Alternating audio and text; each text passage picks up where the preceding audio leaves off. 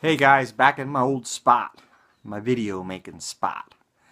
I watched an Alex Jones clip this evening after work, and it was the one where he was dissecting Megyn Kelly interviewing Vladimir Putin, tongue-tied. But anyway, and Vladimir just did an awesome job of deflecting her and showing her how ignorant she was. Deflecting wasn't the right word, but breaking down the points that how is this beneficial to Russia? How can we trust our intelligence agencies, the U.S. intelligence agencies, after all the lies they've told and the outright blatant attacks on Trump and hatred for Trump? How can we believe a word they say? And what gain is it to Russia? And then he also brought up the fact that I do believe that Russia wanted Trump elected. And I don't think that the Russian government had anything to do with hacking. I think there probably were Russian hackers that did, you know. And he brought up the fact how the United States is involved in almost every election. He said, go anywhere in the country, anywhere in the world.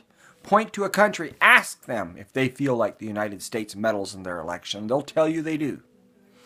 So our intelligence agencies and the Democratic Party are being a bunch of hypocrites, and also Republicans. We have a bunch of scoundrel Republicans in office, and I just want to say, I wish Vladimir Putin would see this, that even though I believe that Vladimir Putin has used his station of power, his authority to benefit himself financially, and probably done some things that were pretty shady, that he still is on our side. We still prefer Vladimir Putin over Angela Merkel, Macron, or Theresa May, or any of these globalist scumbags. Putin at least understands the danger of Islam in the West. He at least understands that globalists are scoundrels and runs them out of his country. He understands what's trying to be done. And I'll go back to what I said a long time ago before I ever started making many videos. I think I had said this on a video. I said, all we need to know to vote for Trump, one thing, is that he's the most hated person in America by the media and the left and the elite. That's all you need to know. Because they wouldn't hate him that bad if he really was on their side. And that's what I'll tell you about Putin. You may not like Putin, may disagree with him, but all you need to know is that the left hates Putin so bad, worse than anyone else, even worse than Trump. And that tells you something. He's not on their side. So I, like my Twitter account says, I support an alliance with Russia and the United States. I believe we could do great things together.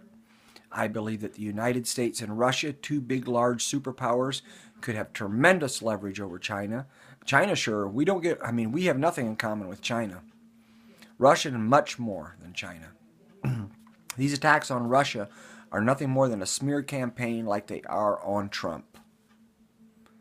And I hope Trump overcomes his fear. Right now, he's still living in fear of this idea that it's politically not expedient for him to join forces with Russia or to be too cozy with them, that it would hurt him politically. And I disagree with him. I think he needs to come out in the open about it and talk about it in the open and bring out all the good points of it. And he's got he's got 3.5 years left before his next election. If he can prove that this is a very beneficial relationship, I don't think it's going to hurt him in the election. And I also believe that a very large amount of his supporters, maybe 60-70%, maybe more, probably not more than 75%, actually don't have a problem with Russia. And I know this is the right way to go in my gut, that Russia needs to be our #1 alliance. And thank God, Megyn Kelly. That woman is insane. The woman is absolutely a hard leftist, and she's faking to be a somewhat conservative. I don't believe her. A couple other things that just I'm going to touch on. One is the Evergreen College of Washington State, where the students have totally went insane, kidnapped The president just lost their minds, and the mainstream media is not talking about it. And the other is, once again, Kathy Griffin. She thinks her life was bad after holding up the fake head of Donald Trump. Her life will be a living hell after she tries to sue him. So peace, Americans. Keep fighting. We will not allow Islam to ruin our country and our culture. We will fight for Europe if they won't fight for them. Let's band together, keep making videos, putting out the points, and peace. Comment. Argue with me. I like it. Peace, guys.